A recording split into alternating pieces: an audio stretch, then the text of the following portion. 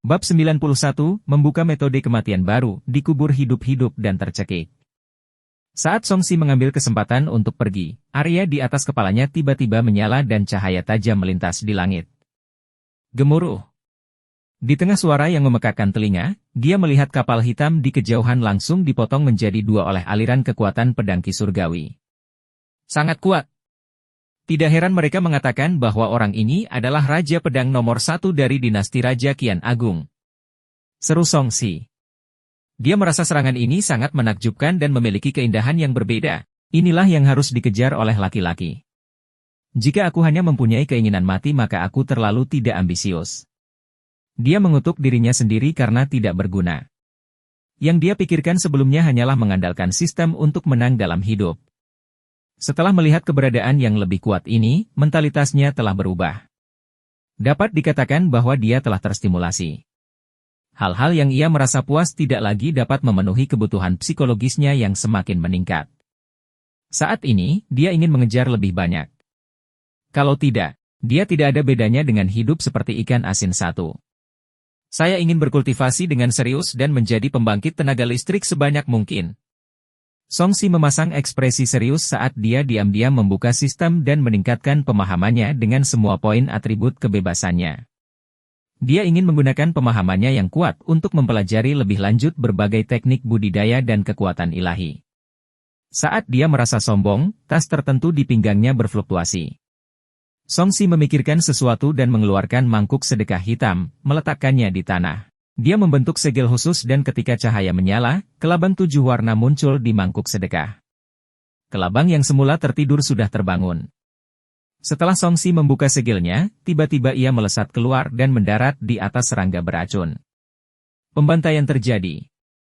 Kelabang ini sebenarnya memakan serangga beracun lainnya sebagai makanannya. Itu membunuh banyak dari mereka, menakuti serangga beracun lainnya untuk melarikan diri. Saya pikir dia akan kabur. Saya kira dia hanya lapar. Songsi mengerutkan kening saat dia melihat pihak lain memakan isinya. Kemudian, ia merangkak kembali dengan sendirinya dan menyebabkan Songsi merasa sedikit jijik. Hal ini sepertinya tidak banyak berguna baginya. Dia tidak tertarik menjadi pemungut kotoran dua serangga ini. Namun, beberapa bagian ingatan Hei Dusi muncul di benaknya. Kelabang ini sepertinya ada hubungannya dengan mangkuk sedekah, itulah sebabnya ia kembali dengan sendirinya. Kalau begitu, itu bisa digunakan sebagai senjata tersembunyi. Tanpa ada waktu untuk mempelajarinya, dia menutup mangkuk dana makanan itu dan menyimpannya. Kemudian, dia menetapkan titik kebangkitan menjadi kebangkitan di tempat. Dia tidak ingin dibangkitkan di sini setelah dia meninggal. Belum lagi jaraknya sangat jauh, akan merepotkan jika dia bertemu dengan yang lain di sini. Dia meninggalkan pegunungan 1000 racun dalam satu tarikan napas dan kembali ke tepi pegunungan, yang merupakan gua tempat Chen Yiling dan yang lainnya tinggal. Tidak ada seorang pun di sini lagi. Songsi diam-diam mengerutkan kening. Mengapa dia tidak mengambil jimat komunikasi tambahan saat itu? Lupakan saja, aku tidak butuh hadiahnya. Songsi memutuskan untuk menyerah pada hadiahnya. Dia tidak ingin berlama-lama di sini.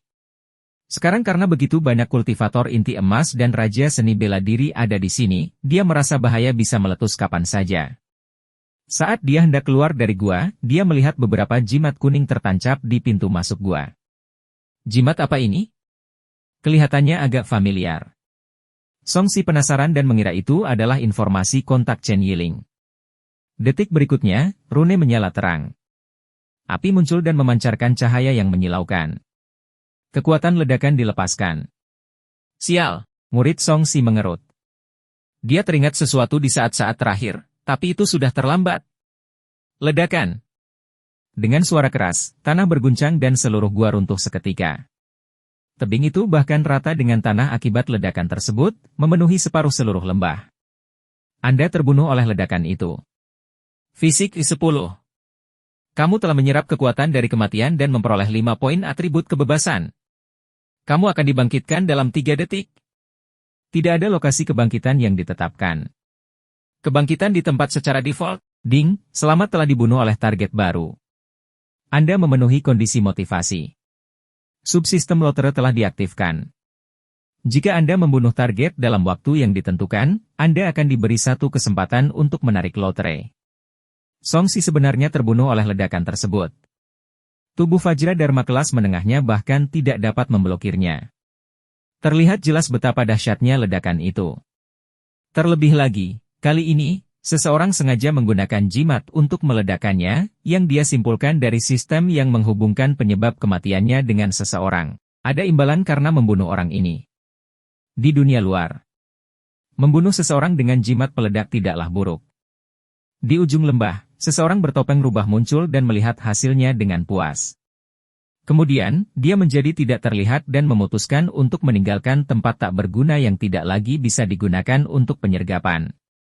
Adegan serupa terjadi di mana-mana. Orang-orang dari kultus setan langit belum mundur sepenuhnya. Sebaliknya, mereka bersembunyi dan menunggu waktu yang tepat untuk diam-diam membunuh orang-orang yang mendekat untuk menyelidiki situasi. Ini adalah pertama kalinya dalam sejarah kian besar mereka bertindak begitu arogan. Di masa lalu, ketika mereka berhadapan dengan orang-orang ini, mereka akan bersembunyi atau melarikan diri. Kali ini, mereka justru berani menyerang langsung para pembudidaya yang berafiliasi dengan dinasti kian besar dan bahkan berani menyergap mereka. Ini menunjukkan bahwa kekuatan kultus iblis langit semakin lama semakin kuat, oleh karena itu anggotanya tidak perlu terlalu takut. Saat para penyergap mengira Songsi pasti akan mati, jauh di bawah tanah. Di tengah kerikil yang tak terhitung jumlahnya, Songsi membuka matanya dan tanpa sadar mengutuk, rubah tua yang mana. Setelah dimarahi, dia buru-buru menutup matanya. Batuk, batuk, batuk. Dia dihancurkan oleh kerikil. Kelopak matanya tertutup debu. Ketika dia membuka mulutnya, kerikil itu hampir mencekiknya sampai mati. Lingkaran cahaya keemasan dilepaskan dari tubuhnya dan menyebar, membentuk perisai energi yang untuk sementara mengisolasi dirinya dari dunia luar. Dia melepaskan 9 yang energi sejati dan mengibaskan sebagian debu di tubuhnya. Dia terus mengutuk, bajingan dari kultus setan langit, memasang jebakan di mana-mana untuk menjebak orang. Apakah mereka semua adalah sekelompok anak yatim piatu? Songsi sangat marah. Dalam waktu kurang dari sehari, dia telah meninggal berkali-kali. Pertama dia disergap tadi malam, kemudian, ketika dia pergi untuk menyelidiki situasinya, dia menemukan racun yang ditinggalkan oleh ahli racun. Sekarang, ketika dia kembali untuk mencari Chen Yiling, dia terbunuh oleh ledakan lain.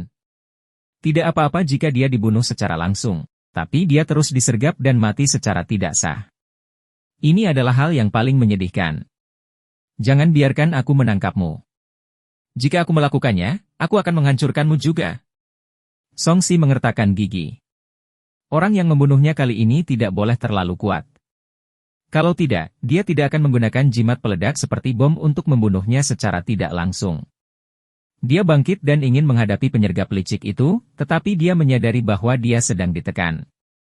Bahkan dengan kekuatannya, dia tidak bisa bergerak banyak. Ekspresinya tidak bisa membantu tetapi berubah menjadi ngeri. Seberapa dalam dia dikuburkan hingga dia merasa seperti ini? Lingkungan sekitar gelap gulita. Songsi menyelidiki dengan kesadaran ilahi dan menyadari bahwa hanya ada kerikil dan tanah di atas kepalanya. Dia bahkan tidak bisa mengirimkan akal ilahi. Saya telah dikubur hidup-hidup. Pikiran ini muncul di benak Songsi dengan ngeri. Dia buru-buru mengangkat tangannya dan melayangkan pukulan. Bang! Dengan suara yang teredam, batu itu pecah dan menguburnya semakin erat. Songsi menyadari bahwa dia tidak bisa menggunakan kekerasan. Paling tidak, dia tidak bisa mengandalkan kekerasan untuk keluar dari lubang. Sebaliknya, dia melengkungkan tubuhnya sebanyak mungkin. Jari-jarinya berubah menjadi cakar saat ia menggali ke arah area yang ditopang oleh batu-batu besar. Batu biasa seperti tahu di tangan Songsi. Mereka dengan cepat hancur. Songsi melemparkannya ke belakangnya dan menggunakannya untuk mengkonsolidasikan terowongan. Melalui metode ini, ia berhasil menggunakan dukungan beberapa batu untuk menggali lubang secara perlahan. Setelah menggali beberapa saat, dia terengah-engah dan kesulitan bernapas. Hal ini disebabkan kurangnya udara dan kekurangan oksigen. Songsi mengalami kengerian dikubur hidup-hidup. Eksistensi seperti dia akan tetap mati lemas meskipun dia memiliki kekuatan untuk menggali lubang. Saya baru saja membuka kunci kematian dengan diledakkan dan sekarang saya harus mati lemas. Songsi tersenyum pahit. Pembudidaya Kirefinemen dan Conate tidak bisa berpantang makan dalam waktu lama atau menahan napas dalam waktu lama. Hanya ketika mereka mencapai ranah yayasan pendirian maka mereka tidak perlu lagi mengambil bagian dalam dua kegiatan penting ini. Dia menahan rasa sakit karena kekurangan oksigen dan mempercepat penggaliannya. Setelah bertahan beberapa saat, dia jatuh ke tanah dalam keadaan linglung dan perlahan mati. Bab 92 akhirnya lolos. Ding, kamu mati lemas. Fisik 1. Kamu telah menyerap kekuatan dari kematian dan memperoleh 1 poin atribut kebebasan. Kamu akan dibangkitkan dalam 3 detik. Tidak ada lokasi kebangkitan yang ditetapkan. Kebangkitan di tempat secara default. Setelah Songsi dibangkitkan, ekspresinya tidak terlihat bagus. Dari rendahnya imbalan yang diberikan menunjukkan bahwa mati lemas adalah kematian yang bernilai sangat rendah. Tapi pilihan apa yang dia punya? Sekarang dia masih terkubur hidup-hidup. Dia masih kekurangan oksigen karena berada di bawah tanah. Dia tanpa sadar menarik napas dalam-dalam seperti ikan yang keluar dari air. Dia tampak sedikit tertekan, saya belum mencapai ranah yayasan pendirian dan tidak dapat mencapai teknik pernafasan embrionik. Apakah saya harus mati lemas untuk bisa keluar? Tunggu, karena saya tidak bisa bernapas di alam yayasan pendirian, tidak bisakah saya berkultivasi? Songsi membuka sistem dan menemukan Conate Pure yang belum pernah dia kembangkan sebelumnya. Setelah mengekstraksinya, sepotong informasi teknik budidaya muncul di benaknya. Ini adalah teknik budidaya yang dapat menyempurnakan bidang yayasan pendirian. Itu dibagi menjadi 18 level. 13 level pertama berhubungan dengan batas Kirefinemen. 4 tingkat tengah berhubungan dengan 4 tingkat kecil dari ranah yayasan pendirian. Level terakhir adalah metode memadatkan inti emas. Dia buru-buru mempelajari deskripsi teknik pernapasan embrionik di ranah yayasan pendirian. Setelah membacanya, wajahnya bergerak-gerak. Ini sebenarnya melibatkan perubahan cara hidup bergerak dan kembali ke kondisi pernapasan janin. Songsi tiba-tiba merasa bahwa dia tidak mengembangkan keabadian, tetapi mempelajari misteri kehidupan. Selanjutnya ia menggunakan dirinya sebagai subjek penelitian. Seberapa berisikonya hal ini? Jika dia tidak berhati-hati, dia mungkin akan mengakhiri hidupnya sendiri. Misalnya, setelah mengetahui situasi spesifik dari teknik pernafasan embrionik ini, dia yakin bahwa itu tentang keadaan seseorang di dalam tubuh ibunya. Ketika manusia belum dilahirkan, teknik pernafasan embrionik adalah bawaan. Namun, setelah mereka lahir, mereka akan mulai menyerap udara di dunia. Sekarang dia sudah terbiasa bernapas selama lebih dari 10 tahun tanpa seorang ibu, rasanya terlalu sulit baginya untuk tiba-tiba kembali ke keadaan itu. Ini bukan lagi soal pemahaman. Ini melibatkan banyak hal yang rumit, seperti ilmu kehidupan. Kultivasi sangat sulit. Songsi akhirnya memahami salah satu alasan mengapa orang-orang seperti Penatua Dou tidak berhasil mencapai ranah yayasan pendirian ketika umur mereka hampir habis. Alam ini sangat sulit untuk ditembus. Ini melibatkan transformasi kehidupan dan memang melampaui kemampuan manusia. Dengan teknik pernafasan embrionik ini, selain janin, siapa lagi yang bisa melakukannya? Meski janin harus bergantung pada ibunya, namun para pembudidaya harus mengandalkan diri mereka sendiri untuk merekonstruksi siklus hidup. Ekspresi Songsi berubah. Dia memperkirakan bahkan jika dia mengandalkan pemahamannya untuk mengetahuinya, itu akan memakan waktu lebih dari 1 atau 2 hari. Selama periode waktu ini, dia telah mati lemas berkali-kali. Terlebih lagi, dengan saat ini, dia mungkin bisa menggali dirinya sendiri. Ayo kita gali lubangnya. Songsi tersenyum pahit dan menahan ketidaknyamanan karena kekurangan oksigen. Dia mengangkat tangannya dan mengerahkan seluruh kekuatannya untuk menggali. Kaca-kaca. Jari-jarinya seperti berlian saat dia dengan gesit menggali batu dan tanah di depannya. Dia seperti terenggiling berbentuk manusia saat dia melaju dengan kecepatan sedang. Pada saat yang sama, dia menghitung berapa lama dia bisa menahan napas. 1 menit, 2 menit, 10 menit, 20 menit. Pada menit ke-30, gerakan Songsi menjadi semakin lambat. Kenyataannya, jika dia tetap diam, dia akan mampu menahannya lebih lama. Sekarang dia sedang mengedarkan energinya untuk menggali lubang, dia tidak bisa menahan nafas lama-lama dan akan segera mati lemas. Setelah bangkit, dia terus bergerak. Saat dia berada jauh di bawah tanah, pikiran Songsi terisolasi oleh tanah. Dia sama sekali tidak tahu lokasi pastinya. Dia hanya bisa secara acak menemukan arah dan menggali ke atas, mengandalkan keberuntungannya. Setelah tercekik lagi, Songsi mengerutkan kening. Kenapa aku belum keluar? Apakah arahku salah? Dia mencoba melepaskan indera ilahinya, tetapi dia hanya bisa melewati satu kaki tanah. Dia tidak bisa melangkah lebih jauh. Gua itu berada di lembah yang agak curam. Ledakan itu mungkin menguburku lebih dari 100 meter. Saya bisa menggali 10 meter setiap kali saya mati lemas. Saya harap saya bisa keluar setelah tercekik 6 kali lagi. Setelah beberapa perkiraan, Songsi terus bergerak. Saya terenggiling. Saya suka menggali terowongan. Songsi bergumam pada dirinya sendiri karena bosan. Dia kemudian menyadari bahwa dia telah menguasai teknik cakarnya tanpa seorang guru saat dia terus menggali tanpa henti. Setelah menggali 10 meter lagi, dia tiba-tiba menemukan penghalang batu besar. Setelah memukulnya beberapa kali, ia tidak berhasil menembusnya. Tidak mungkin. Apakah dia menemukan batu yang sangat besar? Atau apakah dia menggali ke dalam gunung? Wajah Songsi menjadi gelap. Dia mencoba menggali beberapa kali lagi, tetapi batunya tidak hancur. Itu terlalu kokoh. Meski dia masih bisa menggali, dia hanya bisa mengubah arah untuk menggali di sekitarnya. Sehari penuh kemudian, di lembah yang telah rata dengan tanah, terjadi ledakan keras. Suatu tempat tiba-tiba meledak, dan sebuah tangan terulur. Kemudian, sebuah kepala berdebu muncul dan menarik napas dalam-dalam. Aku akhirnya keluar. Songsi memandangi langit yang sudah lama tidak dilihatnya. Dia tidak pernah merasakan bahwa pernapasan bisa begitu indah. Dia mengerahkan sedikit tenaga dan merangkak keluar dari tanah. Dia membandingkan sekelilingnya sesuai dengan arah lorong dan menemukan banyak batu besar. Dia terdiam. Sial, aku sudah menggali 8 batu besar di bawah tanah. Pantas saja saya tidak bisa keluar. Dia menghancurkan batu di tangannya menjadi bubuk dan mengertakkan gigi.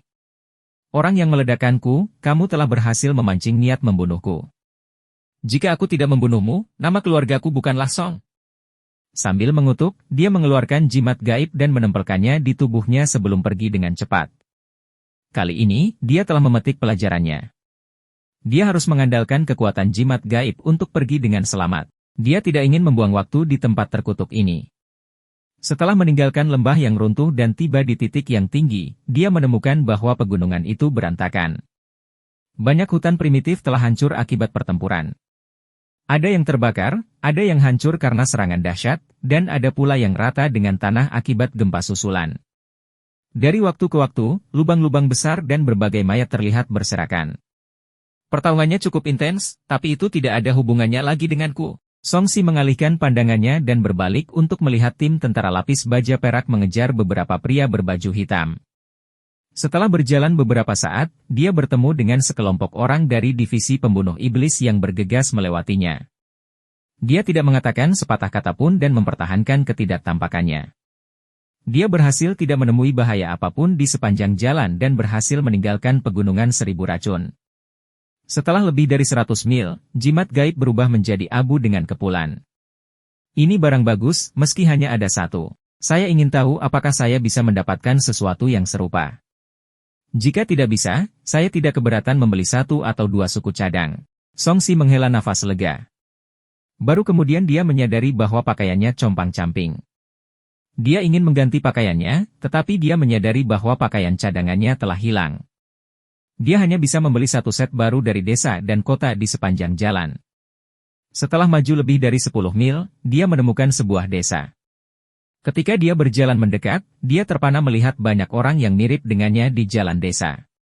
Semua orang mengenakan pakaian compang-camping, tetapi orang-orang ini pucat dan kurus, seolah-olah mereka sudah lama kekurangan gizi. Beberapa di antara mereka bahkan tidak bisa berjalan meski sudah menggunakan tongkat.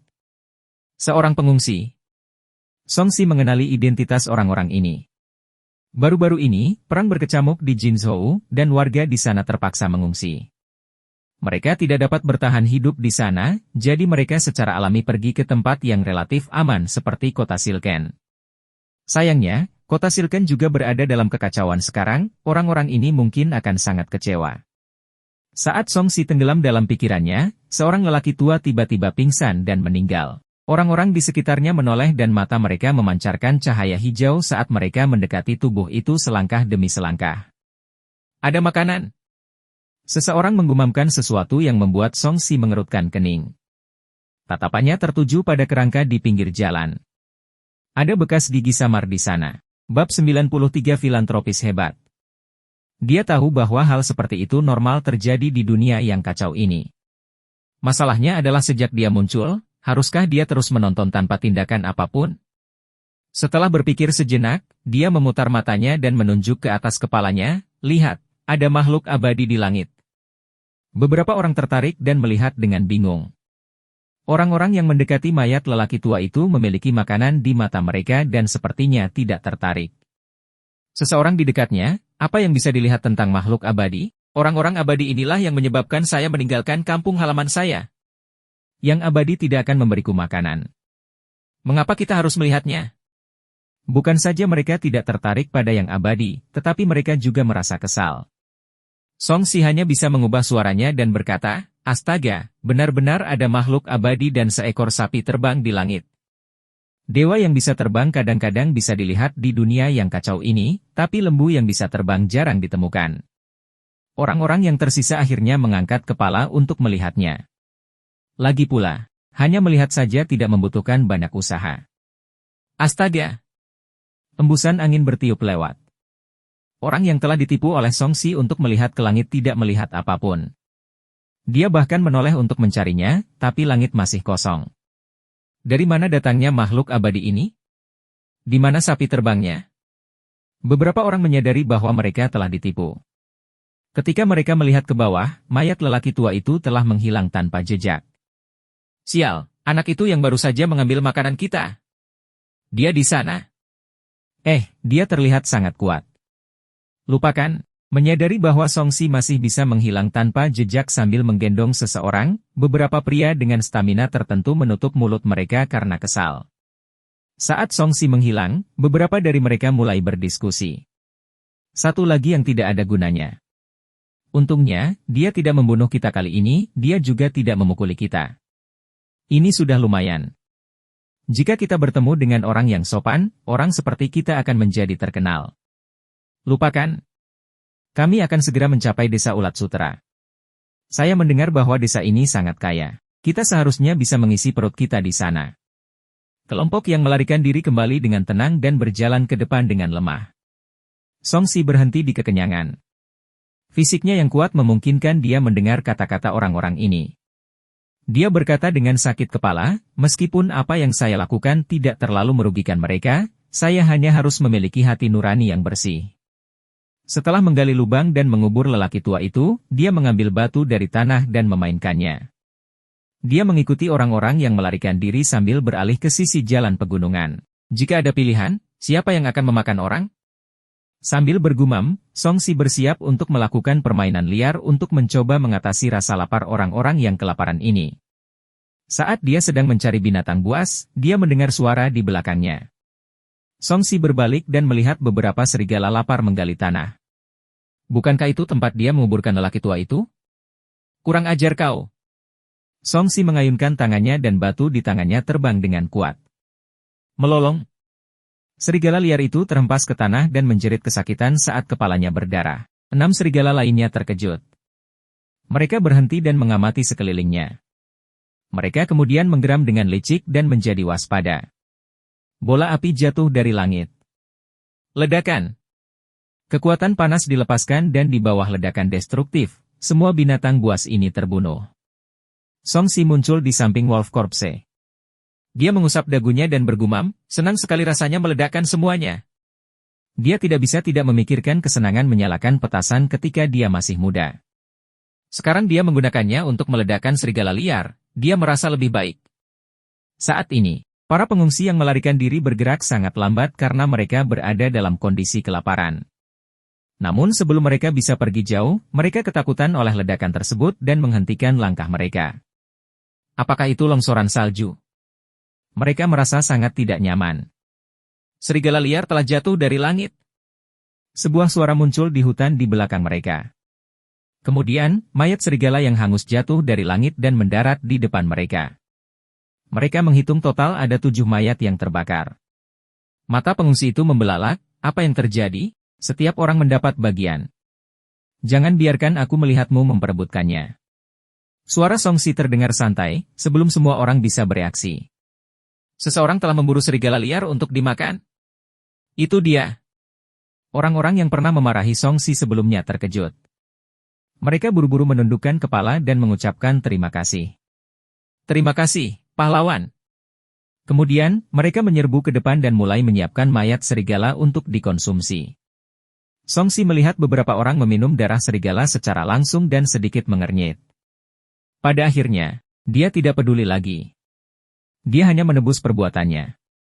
Melihat ke bawah ke lubang lumpur tempat tubuh lelaki tua itu berada, Songsi menghela nafas. Bahkan jika spesies yang sama tidak memakan bangkai sejenisnya di hutan belantara, spesies lain akan memakannya. Cara terbaik adalah dengan mengkremasi mayat-mayat ini. Songsi tersenyum canggung dan mengeluarkan lelaki tua itu lagi. Bola api yang dia hasilkan mengubahnya menjadi abu. Saat itulah Songsi pergi. Oh tidak, lusinan orang dimakamkan di sini terakhir kali. Mungkinkah mereka dimakan oleh binatang buas juga? Songsi tiba-tiba memikirkan sesuatu dan merasa sedikit kasihan atas apa yang mungkin terjadi. Lagi pula, dia telah menjarah banyak barang dari mereka. Namun apa yang terjadi sudah terjadi, tidak ada cara untuk menyelamatkannya sekarang. Songsi menggelengkan kepalanya dan memutuskan untuk melupakannya. Dia mengeluarkan pil puasa dan menelannya untuk mengisi perutnya. Dia tidak lagi memikirkan binatang liar yang memakan mayat yang dikuburkannya. Dia merasa hewan liar di dekatnya mungkin pernah memakan manusia sebelumnya. Setelah memikirkan hal ini, dia merasa sedikit jijik dan langsung kehilangan nafsu makan. Pil puasa ini rasanya sangat tidak enak. Songsi menikmati rasa pil puasa. Itu bahkan lebih buruk daripada yang disebut biskuit ransum tentara. Dia hanya bisa pergi ke desa di depannya untuk melihat apakah ada makanan yang bisa memuaskan rasa laparnya. Dengan dia mengintimidasi mereka, para pengungsi di jalan tidak berani melawan terlalu banyak dan mereka semua kurang lebih mendapatkan daging serigala. Songsi segera meninggalkan orang-orang ini dan berjalan ke depan. Dari jauh, dia melihat asap mengepul dari sebuah lembah. Di tengah asap, terlihat beberapa gubuk dan halaman. Dilihat dari bahan bangunannya, itu bukanlah gubuk jerami. Dapat disimpulkan bahwa desa ini bisa dibilang kaya. Pengungsi lain di jalan tidak terlihat. Setelah berjalan beberapa saat, di pintu masuk desa, sekelompok orang sedang mengantri untuk menerima bubur. Tuan Huang sangat baik dan baik hati. Dia mengirimkan bubur kepada kami setiap hari. Terutama nyonya muda dari keluarga Huang. Dia tidak hanya cantik, tapi dia juga sangat baik. Keluarga mereka benar-benar merupakan perwujudan Buddha hidup. Mendengar diskusi dari jauh, Songsi mengetahui bahwa ada orang kaya di sini yang membantu para pengungsi tersebut. Ini adalah desa yang bagus. Dia mengangguk dan bersiap untuk berjalan mendekat dan bertanya di mana yang disebut guru besar Huang yang baik hati itu berada. Dia ingin melihat apakah dia bisa membeli satu set pakaian di sini dan mengisi perutnya juga. Nak, jangan potong garis. Seorang pengungsi melihat Songsi berjalan ke arah depan kelompok dan memarahinya dengan keras. Songsi mengeluarkan sepotong perak dan melemparkannya ke arahnya, kamu salah. Saya bukan seorang pengungsi. Melihat keping perak yang besar, pengungsi yang tidak puas itu dengan bijaksana tutup mulut. Songsi dengan flamboyan mengeluarkan kipas lipatnya dan melambaikannya. Meskipun pakaiannya compang-camping, temperamen dan postur tubuhnya masih memberinya kesan tuan muda yang kaya. Dia berhenti di depan panci yang mengepul, teman-teman keluarga Huang, bolehkah saya bertemu tuanmu? Tuan tidak ada di rumah. Tuan muda bisa menemui nyonya muda sebagai gantinya. Orang yang menyajikan bubur itu adalah seorang pria paruh baya yang pendek dan gemuk. Dia menjawab sambil tersenyum. Tolong perkenalkan saya. Songsi sopan. Tiba-tiba, dia mencium aroma yang aneh, apa bau bubur ini yang unik? Tanpa sadar, dia melirik bubur di dalam panci besi besar. Saat dia melihat lebih dekat, dia tiba-tiba menyadari bahwa ada serangga padat yang berguling-guling di dalam pot. Ada berbagai jenis serangga, dan mereka masih hidup. Namun, mereka semua dalam keadaan tidak bisa bergerak. Saat mereka berguling-guling di dalam panci, mereka tampak seperti bubur yang mendidih dari jauh. Namun, jika dilihat lebih dekat, sebagian besar cacing ini adalah belatung dan membuat Song Si merasa sangat mual.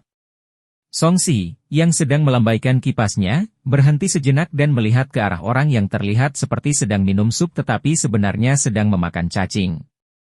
Sari dari serangga yang dihancurkan terciprat, tetapi orang-orang ini tidak bereaksi sama sekali. Sebaliknya, mereka tampak sangat menikmatinya. Bab 94 Kamu sangat jorok. Saudaraku, apakah ini enak? Song Si tidak mau bertanya. Dia belum pernah makan cacing sebelumnya. Tentu saja enak. Menurutku ini adalah bubur terlezat di dunia. Tubuhku terasa hangat karena memakannya. Orang yang dia tanya terkekeh. Ekspresinya sederhana, dan dia memperlihatkan mulut yang kehilangan 2 gigi. Ada juga perubahan warna aneh di mulutnya. Sekilas saya tahu bahwa Anda adalah seorang tuan muda. Bubur ini mungkin kurang menarik bagi Anda bukan? Tapi bagi kami, tanpa bubur ini, banyak dari kami yang akan mati kelaparan. Seorang wanita tua bungkuk yang sedang mengantri menghela nafas, wabah melanda kampung halaman kami. Orang-orang sekarat di mana-mana. Kami tidak berani tinggal di sana lagi. Kami hanya bisa melarikan diri ke sini agar kami tidak terbunuh oleh wabah. Saya tidak terbunuh oleh wabah tersebut, tetapi saya hampir mati kelaparan. Pria parubaya yang baru saja menerima bubur itu mendengus dingin. Kemudian, dia berkata dengan rasa terima kasih kepada para pelayan keluarga Huang. Untungnya, kami beruntung bisa bertemu dengan seorang dermawan yang hebat di desa Ulat Sutera. Anda tahu, semua desa yang kami temui sebelumnya mengusir kami. Kelompok pengungsi pun sepakat. Mereka semua berterima kasih kepada guru Huang yang baik hati, yang telah memberi mereka bubur. Song Si sedikit bingung. Apakah Tuan Huang ini benar-benar orang yang baik? Atau apakah dia iblis, atau bahkan makhluk asing? Tidak mungkin mereka tidak memiliki cukup makanan sehingga mereka harus menangkap serangga untuk dimakan para pengungsi, bukan? Atau apakah ini tindakan yang disengaja untuk memberi makan serangga-serangga pengungsi ini? Menurut efisiensi transmisi energi rantai makanan ekologis, meskipun serangga ini bergizi, mereka memerlukan lebih banyak energi untuk tumbuh dibandingkan dengan memproduksi makanan manusia pada umumnya seperti biji-bijian. Tentu saja, jika serangga ini tumbuh dengan memakan dedaunan, maka ia tidak akan menghabiskan banyak sumber daya yang berharga, karena sangat sulit bagi manusia untuk mengonsumsi dedaunan. Song Si merasa bagaimanapun situasinya, desa ini tidaklah sederhana. Dia melihat ke belakang desa. Pohon murbei ditanam di seluruh pegunungan dan dataran. Beberapa pohon murbei hanya mempunyai sedikit daun. Mereka pasti sudah dipilih sebelumnya. Apakah daun murbei ini digunakan untuk memberi makan ulat sutera atau serangga yang ada di dalam bubur? Bagaimanapun, ada yang aneh dengan masalah ini. Misalnya, mengapa Tuan Huang bersusah payah memberi makan cacing kepada orang-orang ini? Jika dia benar-benar orang yang baik, bukankah dia akan menyediakan makanan sebenarnya? Hanya ada satu hal yang pasti, yaitu dermawan ini tidak sederhana. Tidak peduli bagaimana situasinya, dia merasa harus melarikan diri. Angin tiba-tiba menderu-deru. Song Si bergumam pada dirinya sendiri dan terbatuk, "Ayah, aku tiba-tiba menyadari bahwa aku menjatuhkan sesuatu. Aku akan kembali dan mengambilnya." Terlepas dari apakah ada yang salah dengan desa ini, dia merasa setidaknya dia harus menyiapkan titik kebangkitan di luar tempat ini sebelum menyelidikinya. Kalau tidak, dia mungkin tidak bisa keluar setelah memasuki tempat aneh ini. Pemuda ini memiliki temperamen yang luar biasa. Dia pasti keturunan dari keluarga besar, kan? Setelah mengambil beberapa langkah, suara menggoda perlahan terdengar di belakangnya. Song Si merasa tulangnya akan meleleh. Suara ini begitu menggoda hingga rasanya betapapun kerasnya baja, ia akan dilunakkan oleh suara ini juga. Orang-orang yang berada di antara pengungsi yang berada di sampingnya semua tercengang. Beberapa dari mereka bahkan ngiler. "Nyonya muda. Nyonya muda ada di sini. Nyonya muda sangat cantik." Banyak pengungsi, tanpa memandang jenis kelamin atau usia, memandang sumber suara tersebut dengan terpesona. Song Si, sebaliknya, merasakan sepasang mata tertuju padanya. Dia berbalik dengan canggung dan melihat pemilik suara lembut itu. Matanya melebar secara naluriah. Bukan karena dia takut, tapi karena dia melihat seorang wanita cantik. Di balik panci besi besar yang mengukus, seorang wanita muda bermantel bulu seputih salju sedang berjalan dengan anggun. Wanita ini memiliki sosok yang menggairahkan dan tidak tinggi. Namun, karena dia berjalan dengan jari-jari kakinya sedikit berayun, dia terlihat agak tinggi dan memiliki aura yang unik dan mempesona pada dirinya. Wajahnya panjang dan ramping, dan sepasang mata rubah rampingnya memiliki lapisan cahaya kuning pucat. Alisnya dipenuhi cinta, kulitnya kemerahan dan lembut, serta bibir merahnya membara. Penampilannya memiliki kekuatan untuk membuat seseorang terpesona dan tergila-gila padanya. Songsi sekilas tahu bahwa wanita ini bukan manusia. Bagaimana manusia bisa memiliki mata yang aneh? Terlebih lagi, meski aura pihak lain tersembunyi, itu jelas tidak biasa. Sebaliknya, auranya terasa seperti pembunuhan. Yang terpenting, dia merasakan bahaya dari wanita ini. Bahaya besar. Dia hanya akan merasakan hal ini ketika dia bertemu dengan guru spiritual inti emas atau raja seni bela diri. Dia menjaga ketenangan dan ekspresinya tidak berubah. Ya, saya memiliki latar belakang tertentu, tetapi saya bukan dari keluarga besar.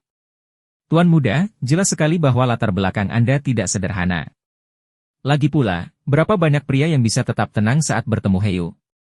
Wanita muda itu mengerucutkan bibirnya dan tersenyum ringan.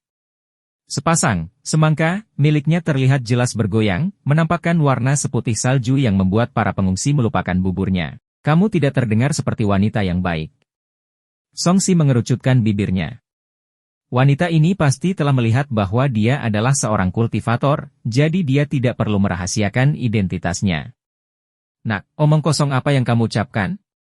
Beraninya kamu memfitnah nyonya muda. Segera minta maaf pada nyonya pertama. Dengan keras, banyak orang dipenuhi dengan kemarahan yang wajar. Karena marah, mereka memecahkan mangkuk dan menyingsingkan lengan baju, ingin memberi pelajaran pada Songsi. Melihat mata orang-orang ini memerah, wajah Songsi berkedut.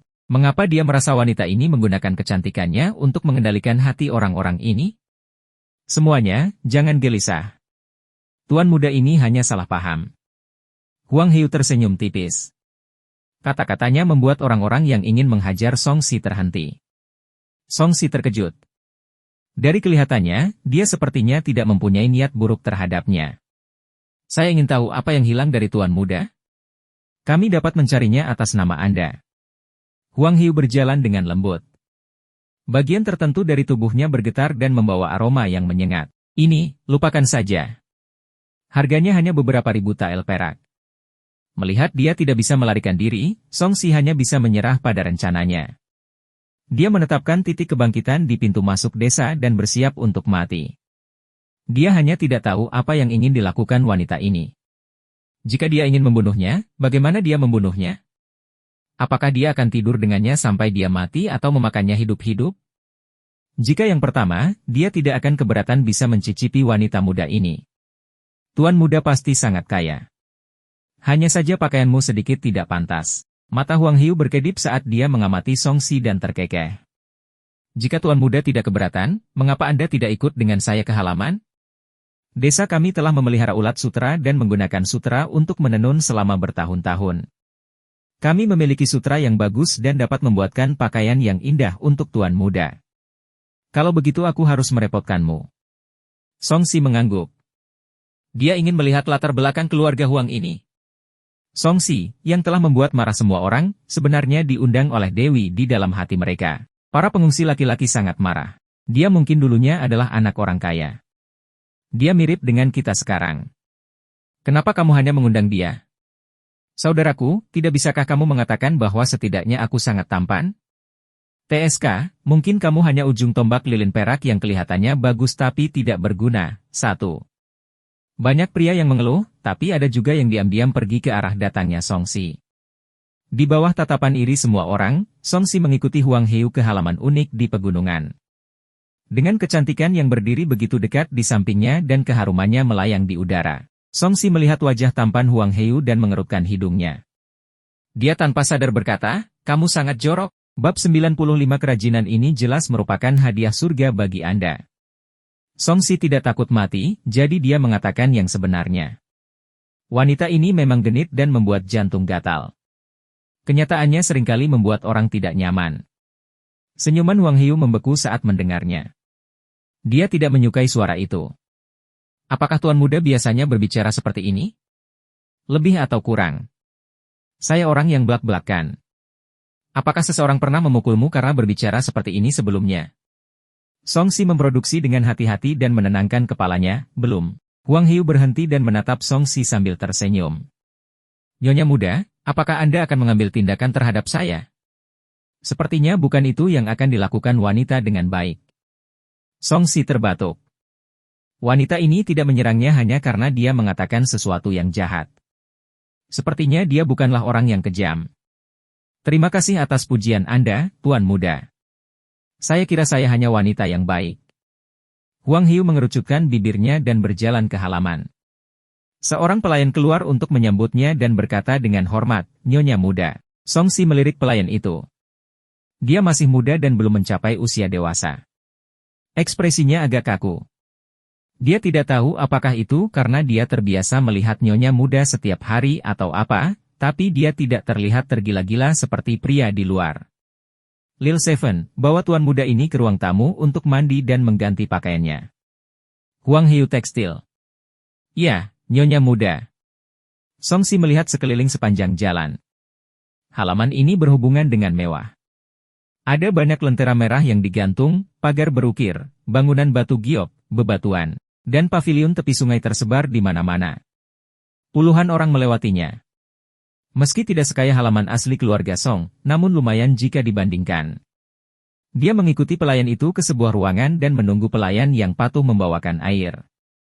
Dia kemudian melepaskan tas penyimpanannya dan barang lainnya. Setelah menyiapkan udara, pelayan masuk dengan membawa handuk dan setumpuk pakaian. Dia meletakkannya di samping dan selesai menyiapkan sabun dan kelopak bunga untuk mandi. Tuan muda, apakah Anda memerlukan bantuan saya? Pelayan itu bertanya dengan hormat. Tidak diperlukan. Aku akan melakukannya sendiri. Song Si menenangkannya.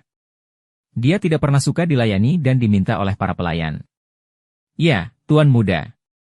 Jika ada apa-apa, kamu bisa langsung menelepon Lil Nine.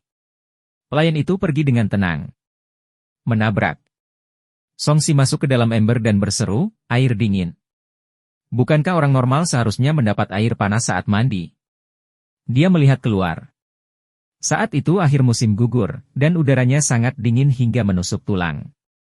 Namun, dia sudah menjadi yang sejak awal, jadi dia tidak banyak bicara dan hanya mandi. Saat dia mandi, dia memikirkan semua hal aneh yang telah dia lihat dan menjadi bingung. Situasinya tidak terlihat berbahaya sekarang. Aku ingin tahu apa yang akan terjadi nanti. Serangga di luar membuat Song Si agak penasaran. Karena air mandinya yang dingin agak tak tertahankan. Dia diam-diam melepaskan akal sehatnya saat mandi. Saat ini, kekuatan batinnya cukup kuat dan kesadaran jiwanya dapat mendeteksi benda-benda yang jaraknya lebih dari 1000 kaki. Namun, begitu dia memancarkan akal sehatnya, dia merasa seolah-olah memasuki kabut. Kekuatan formasi arai. Song Si kaget dan langsung merasa sepertinya tidak seperti itu. Dia tidak merasakan fluktuasi unik dari formasi arai. Pengamatan bentuk yin yang hebat. Song Si diam-diam menggunakan trik metode visualisasi Grand Moon untuk meningkatkan kekuatan deteksi sen spiritualnya. Segera, pikirannya menyatu dengan yin ki langit dan bumi. Dengan bantuan gumpalan yin ki di dunia, pikirannya menemukan media untuk menyatu dan dia akhirnya bisa mendeteksi apa yang ada di luar dalam kabut. Segera, ekspresinya berubah. Halaman yang awalnya megah menjadi sedikit tidak nyata, seperti lukisan yang sangat indah. Lentera di luar pintu tampak seperti selembar kertas yang dilipat dari kertas konstruksi. Warnanya sangat merah. Paviliun, bebatuan, dan air mancur terasa hampa saat ini. Di ruang utama jauh di halaman, aura kuat menyebar dan Song Si tidak berani mengungkapkan pikirannya. Song Si memandangi ember kayu besar di depannya dengan bingung. Saya tidak percaya. Halaman ini tidak normal, tapi saya tidak bisa melihat seperti apa tampilan aslinya. Dia mengulurkan tangan dan meraih ujung tong kayu. Saat menyentuhnya, dia merasa itu adalah kayu. Tetapi di bawah visualisasi yin ki, itu sebenarnya setipis kertas. Apa yang sedang terjadi? Apakah karena sudut teknik visualisasi Great Yin, atau apakah tong kayu ini benar-benar terbuat dari kertas? Song Si terdiam. Dia awalnya mengira orang yang memakan cacing itu tertipu oleh ilusi, tapi sekarang, dia juga tidak bisa mengatakan kebenaran dengan matanya. Saya harus keluar dan melihatnya, tetapi saya tidak berani menyelidiki terlalu dalam di sini. Saya juga tidak dapat menyelidiki situasinya sepenuhnya. Dia mencuci pakaian kotor dalam beberapa gerakan dan bangkit untuk mengenakan jubah sutra kuning di sampingnya. Ini sangat cocok. Songsi berjalan berkeliling. Hanya saja sepertinya ini terlalu sembrono. Saya masih lebih suka putih dan biru. Puas, dia membuka kipasnya dan memakai cincin penyimpanannya. Lebih dari 10 tas penyimpanan diikatkan di pinggangnya saat dia berjalan keluar dengan santai. Huang Heu sedang menginstruksikan para pelayan di halaman untuk memindahkan beberapa ikat daun murbei dari kereta. Ketika dia melihat Songsi, dia memuji, "Tuan muda memang berbakat. Apakah kalian membesarkan serangga?" Songsi penasaran. Jika ulat sutra yang Anda maksud adalah serangga, maka benar. Huang Heu menunjuk ke sebuah rumah kayu di samping halaman, ada ulat sutra salju di dalamnya. Mereka sangat pemilih dalam hal makanan. Ya, ulat sutra lebih halus daripada serangga biasa. Songsi mengangguk dan menyentuh pakaiannya. Ini seharusnya dibuat dari sutra yang diludahkan ulat sutramu. Memang tidak buruk. Menurutmu begitu, Tuan muda? Huang Heu bertanya dengan penuh arti. Jantung Songsi berdetak kencang. Dia tersenyum dan berkata, "Kalau bukan sutra, apa lagi? Di mana tuanmu dan tuan muda Huang?" "Di aula utama." Huang Heu menunjuk ke tengah halaman. Di balik ambang pintu yang tinggi, di aula sedalam 30 kaki, seorang lelaki tua sedang duduk tegak dan tersenyum pada Songsi. "Suami saya sedang tidak enak badan dan sedang beristirahat di halaman belakang. Jika tuan muda ingin bertemu dengannya, Heu dapat membawamu ke sana. Karena dia sedang tidak sehat, aku tidak akan mengganggu kalian berdua lagi. Terima kasih atas keramah tamahan Anda, Nyonya muda. Saya masih harus pulang, jadi saya tidak akan tinggal lama." "Tuan muda, kenapa terburu-buru? Ini sudah larut.